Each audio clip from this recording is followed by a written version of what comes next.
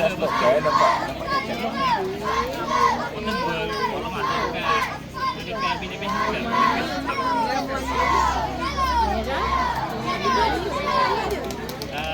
Kejap. Boleh minit. Okey. Okey. Ini memang kita kena tengok ni dia acara ni. Yang kat atas ni. Ni apa? Depan ni apa dia? Acara prasekolah. 80 perempuan.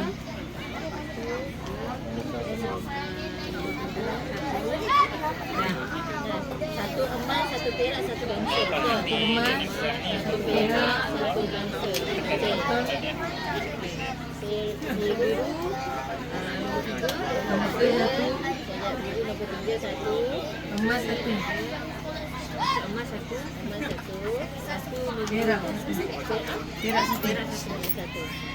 Ada satu je. Baru 6 minit. Satu emas, satu perak, satu bangsa. Emas, satu perak, satu bangsa. Ini nombor 2, perak. Nanti dia orang tak bayar tak payah muzik kan? Tak payah muzik kan? Emas satu. Sebab nanti tiba akan cakap terus kan?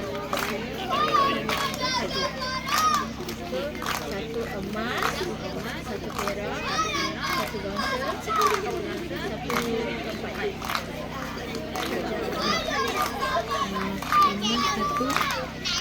Satu emas, satu perak. Sekejap, aku kena cari di sini ni. Bangsa satu, tempat satu. Perak mana? Perak juga. Ini dia ada dua dia. Warna tu. Dekat asal ni. Banyak ramai yang boleh Oh, iyalah. Betul. Satu emas, satu perak, satu bangsa, satu tempat. Biar rumah hijau. Rumah hijau. Satu perak, satu, tiga, satu, empat, satu, empat, satu. Empat dua. Empat lagi satu. Empat tiga. Tiga.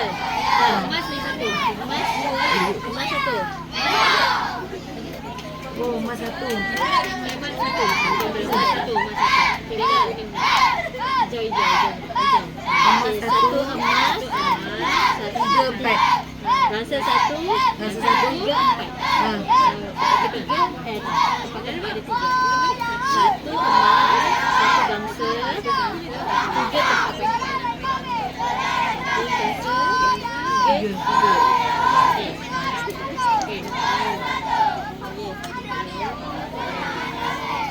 Tak suruh Mr. tukar warna biru dengan hijau. Biru dia macam nampak macam slightly sama. Okey, merah. Ini merah tempat kedua. Satu. Okey, satu.